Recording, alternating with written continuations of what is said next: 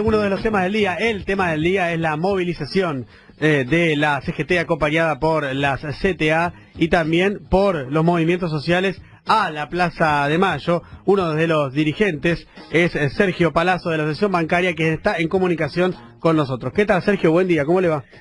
¿Qué tal, Diego? Buen día. Gracias por atendernos. Sergio, ¿cuáles son los motivos principales de la movilización del día de hoy? Bueno, el motivo principal obviamente es pedir cambios en la política económica y de ahí se desprende un no a las reformas laborales que pretende impulsar el gobierno vinculadas a disminuir derechos, un aumento de emergencia a los jubilados y también obviamente lo que estamos reclamando es por mayor empleo ante la caída del empleo y el poder adquisitivo del salario. Uno de los ejes que salió a contrarrestar el gobierno con algunas cifras es el tema de la caída del empleo. Sergio, hablaba el gobierno a partir de datos del Sistema Integrado Previsional Argentino de que en julio 2016, julio de este año, se crearon 180.000 empleos netos públicos y privados. ¿Ustedes comparten estas cifras? Cuando vos desglosás la cifra de la que habla el gobierno te vas a dar cuenta de que casi todo el empleo que ellos manifiestan no es privado. Tiene que ver con 25.000 empleos públicos y tiene que ver con casi 80.000 monotributistas que antes tenían un empleo formal y pasaron a la informalidad luego y se inscriben en el monotributo, en algunos casos porque podrán prestar algún servicio, ya no como un empleado con relación de dependencia, sino algún tipo de servicio que puedan vender, pero básicamente lo hacen para preservar una obra social y tener una jubilación el día de mañana. No es que se haya generado empleo, y del empleo privado que se generó, que es poquísimo, más del 90% tiene que ver con empleo de agencias eventuales y con empleo a contrato a plazo fijo, cuando en la Argentina más del 90% es el empleo por tiempo indeterminado. Creo que la cifra que maneja el gobierno es una cifra parcial y que esconde la realidad. O sea que esta cifra que divulga el gobierno para contrarrestar la movilización del día de hoy, ¿ustedes la consideran engañosa? Sí, por supuesto que es engañosa. Acabo de darte referencia que en el mismo archivo donde buscan, díganle a las autoridades de gobierno que busquen estos datos, que lo van a encontrar clarito.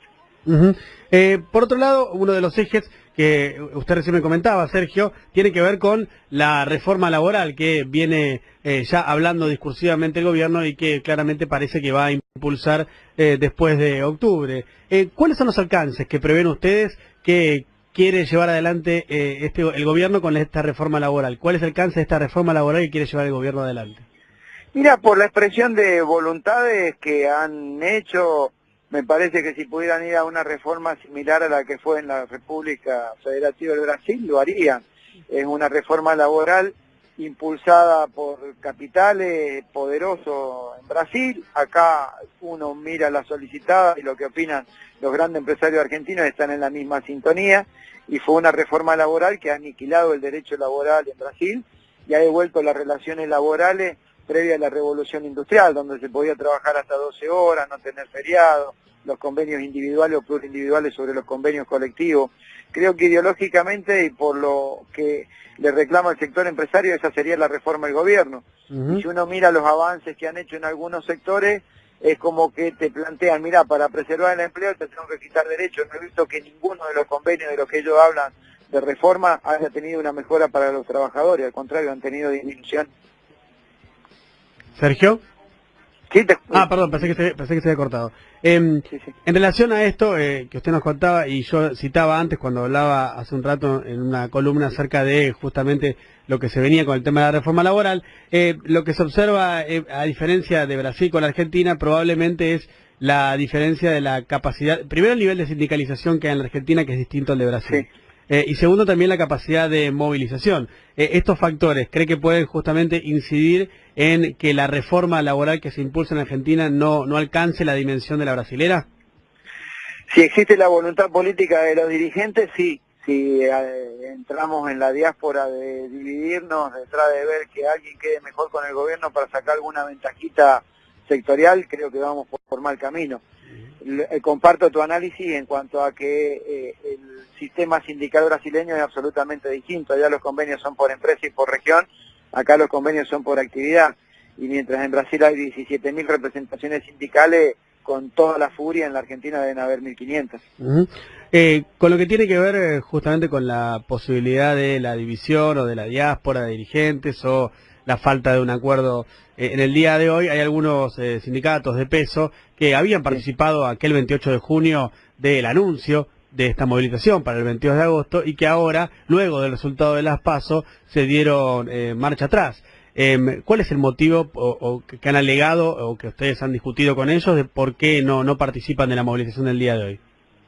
Bueno, dos cosas importantes sobre tu pregunta, muy buena pregunta. La primera es, si fuera por el resultado de las PASO, 2/3 de la sociedad votó claramente en contra de este gobierno, con lo cual deberíamos tener más firmeza a la hora de reclamar y no porque el gobierno haya obtenido algún resultado electoral favorable en algunas provincias, digamos que ha habido un respaldo a esta política de gobierno. En términos generales, 2/3 votó en contra de la política de gobierno. Y lo segundo es que ha sido la propia CGT y su consejo directivo el que convocó a todas las organizaciones sindicales, a todos los secretarios generales, al plenario de Ferro, en el cual yo concurrí, y en donde se votó por unanimidad esta marcha y la convocatoria en confederal para que determinara profundizar el plan de lucha en caso que el gobierno no modificara su posición respecto a las políticas que está impulsando. Entonces hay dos cuestiones, una mala lectura de lo que fue la elección política el otro día, y dos, estarían incumpliendo a lo propio que ellos nos convocaron, que es a votar una marcha y se votó. Es decir, ni siquiera estarían cumpliendo con la orgánica. Los motivos que tienen esos compañeros, la verdad que los desconozco, pero yo le diría que las resoluciones que toma la CGT son para cumplirlas. Si no, muchachos, hagamos un club de amigos y no nos dediquemos a otra cosa. Con respecto también a la conducción de la CGT, daría la sensación que un paso a favor hace un año fue la unificación de la CGT, pero a su vez la consolidación, la conformación de un triunvirato daría la sensación en este ya año de unificación de la CGT que no le permitieron tener una voz líder, una voz fuerte y de peso que bueno pudiera llevar adelante o conducir la CGT con mayor claridad. ¿Usted cómo ve esto de la conducción tripartita de la CGT? ¿Cuál es el problema más allá de que hubo una necesidad de buscar la unidad por todos los medios?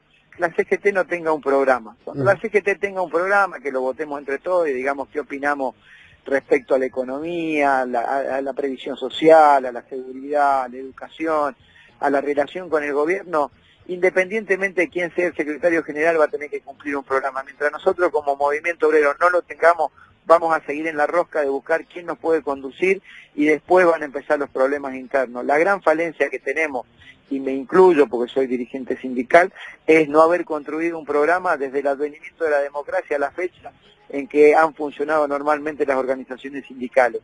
Si no, caemos en esta cuestión de que hay un triunvirato y que lógicamente tiene pensamientos distintos, posiciones distintas e intereses distintos, y terminamos en esto de hoy de que votamos una marcha de algunos dirigentes que dicen que no van a ir, estuvieron presentes y no abrieron la boca y votaron a favor de la marcha en el plenario de Ferro. Una de las declaraciones que se escucharon desde que se ratificó la movilización fue la del presidente Mauricio Macri. Dijo, entre otras cuestiones, mi reacción ante la noticia de que la CGT ratificaba la movilización fue de sorpresa. Tuvimos elecciones el domingo último y los argentinos han ratificado esta vocación de cambio y el apoyo a este gobierno. ¿Qué análisis hace usted de estas declaraciones del presidente? Que 2/3 de la sociedad le dijo no a este programa de gobierno y que debería preocuparse por escuchar a los sectores de los trabajadores, quienes han sufrido un tarifazo descomunal en su bolsillo, quienes han sufrido la pérdida del poder adquisitivo cuando es el propio gobierno el que impuso un techo a la paritaria y no le impuso un techo a los precios, y que el presidente argentino tomó para sí el manifiesto de reclamo del sector empresario y lo ha hecho propio y lo está ejecutando en detrimento de los trabajadores. Por eso es la medida, así que no debería llamarle la atención. ¿Espera que sea masiva la movilización de hoy, Sergio? Yo calculo que sí, inclusive de los propios sindicatos donde los dirigentes dicen que no marchan, creo que los trabajadores van a marchar, habría que preguntar a los trabajadores qué piensan. Sergio Palazzo, quien habla con nosotros de la Asociación Bancaria, un referente importante también de la Central Sindical. Sergio, gracias por la entrevista. No, gracias a vos, Diego, hasta luego, un abrazo. Hasta luego, un abrazo.